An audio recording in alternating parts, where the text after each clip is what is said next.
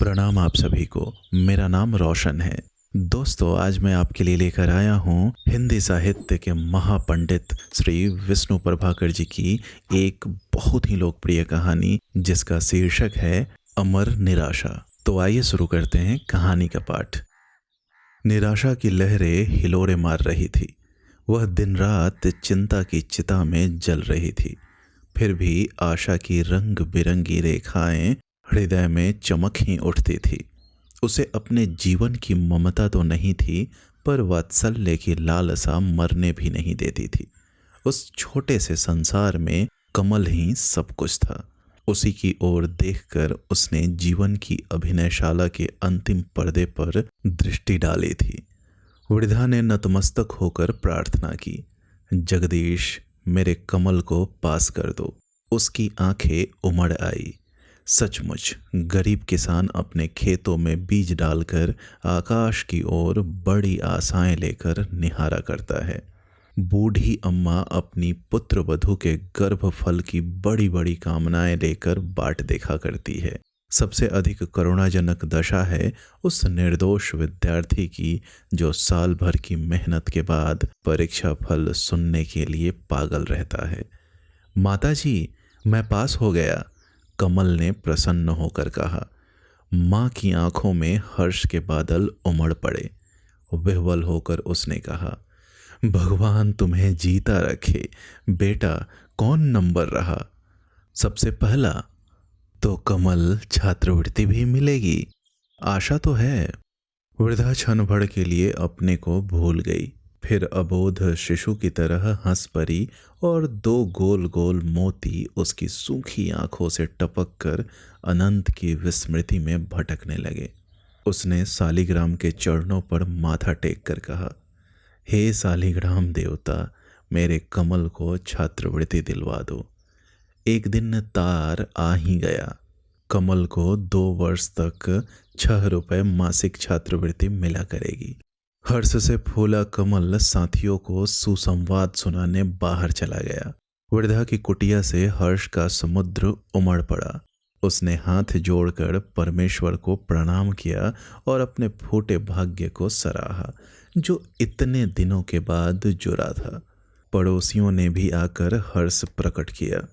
बूढ़े रामनाथ ने कमल को आशीर्वाद दिया। युवक शैलेंद्र ने हार्दिक बधाई दी और बालक विभु ने प्रसाद के 4 बताशे पाए। माताजी, मास्टर जी कहते हैं कि इस वर्ष बहुत सी पुस्तकों की आवश्यकता होगी। बेटा, सूत कता हुआ रखा है, उसे बेचकर किताबें ले आना। और माताजी, 10वीं पास करके कॉलेज जाना होता है, कमल ने सकुचाते हुए कहा। माँ ने वेदना की दृष्टि से उसकी ओर देखते हुए कहा, तुम देख रहे हो बेटा, हमें भरपेट भोजन भी नहीं मिलता, फिर भला वहाँ का खर्च किस प्रकार दे सकूंगी। कमल ने कुछ जवाब नहीं दिया। वह कुटिया से बाहर झांकने लगा।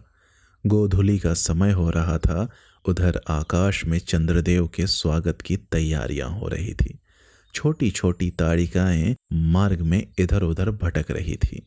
उसने संतोष की एक सांस लेकर कहा, अच्छा माताजी, किसी दफ्तर में नौकरी कर लूंगा। शैलेंद्र भी तो कॉलेज में पढ़ने नहीं गया।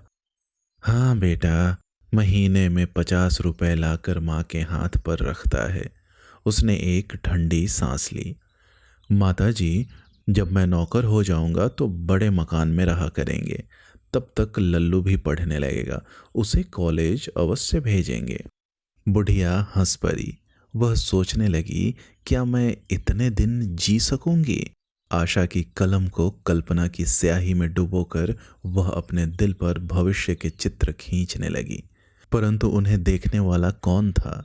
हाँ, उस सन्नाटे में चंद्रमा की किरणें उसके सफ़ेद बालों से आंख मिचौनी खेलने के लिए कुटी में प्रवेश कर चुकी थी। दिनों के पश्चात सप्ताह और सप्ताहों के पश्चात मास उसकी कामना से ईर्ष्या करते हुए चले गए। अंत को डरते डरते वर्ष भी मृत्यु के मुख में चले गए। कमल ने अब मैट्रिक पास कर लिया था।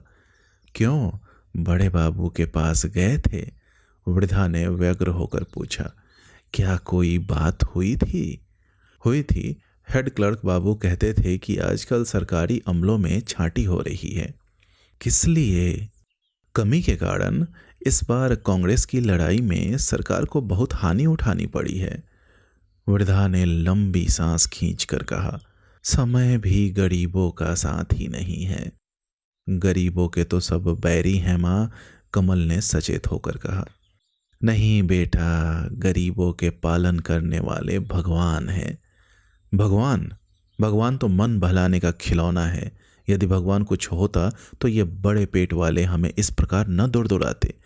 वृद्धा ने शीघ्रता से कमल के मुंह पर हाथ रखते हुए कहा, बेटा, संसार की सीमा से परे एक शक्ति है जो सबसे बड़ी है। उसी के सहारे तो सारा संसार चलता है।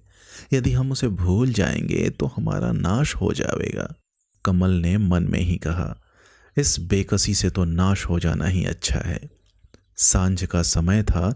सूरज की किरणें पृथ्वी से विदा ले रही थी। वृद्धा की कुटिया चरखे की तान से गूंज रही थी। 7 वर्ष का एक बालक पास ही सो रहा था। उसकी सूखी आंखें बता रही थी कि वह रोकर सोया है। कुछ देर बाद वह उठ बैठा। उसने कहा, माँ, भूख लगी है। वृद्धा ने सुना नहीं। बालक ने फिर कहा, सांझ हो चली माँ, रोटी दे दो, भूख लगी है। इस बार उसने सुना, बेटा तनिक धीरज धरो, तुम्हारे भैया आते होंगे। माँ, भैया कहाँ गए हैं? तेरे लिए आम लाने।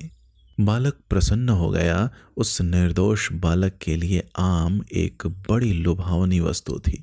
थोड़ी देर में कमल ने उस कुटिया में प्रवेश किया। उसके मुख पर निराशा नाच रही थी। वह चुपचाप बैठ गया। माँ ने धीमे से पूछा, रामनाथ मिला था? क्या हुआ? कमल ने उत्तर दिया, वही जो सोचा था। इस अभाव ने तो चारों ओर त्राही त्राही मचा रखी है। तो कुछ नहीं हुआ?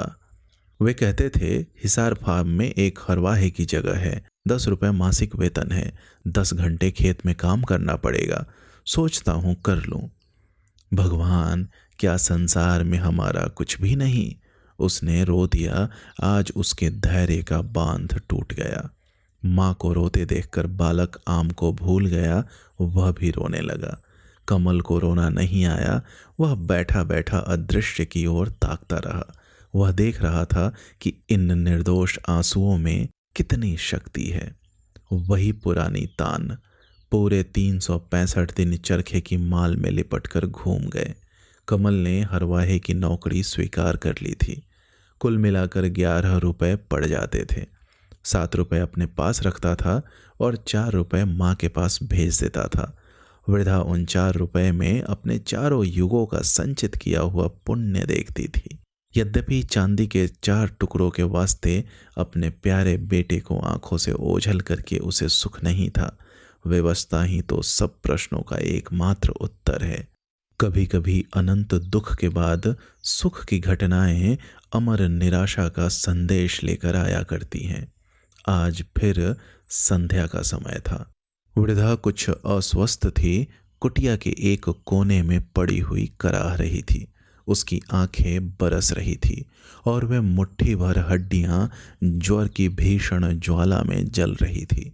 उसने देखा, कमल की प्रतिमूर्ति बगल में बैठकर धीरे धीरे सिर पर हाथ फेर रही थी। सहसा डाकिये ने प्रवेश किया।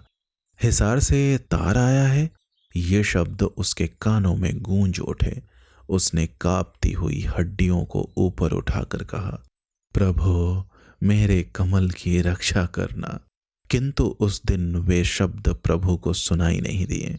शैलेंद्र ने आकर तार पढ़ा। कल निमोनिया के कारण कमल की मृत्यु हो गई। शोक। फार्म। वृद्धा एक लंबी सांस छोड़कर वहीं गिर पड़ी। सूर्यदेव ने पूर्व दिशा से सिर निकाला। उनकी किरणें कुहासे को भेद कर पृथ्वी के पैर चूमने लगी। बालक ने जागकर अचरज से देखा, माँ कुटिया के बीच में पड़ी है। उसके हाथ में एक कागज है जिसको उसने छाती से चिपका रखा है। उसने पुकार कर कहा, माँ, सर्दी पड़ रही है, उठकर आग जला लो। किंतु माँ ना उठी। बालक समझदार था। उसने पास आकर देखा, माँ क्यों नहीं उठती, पर वहाँ देखने के लिए क्या रखा था। दोस्तों, उम्मीद करता हूँ यह कहानी आपको पसंद आई होगी। ऐसे ही ढेरों कहानियाँ सुनने के लिए आप हमसे जुड़े रहें। बहुत बहुत धन्यवाद।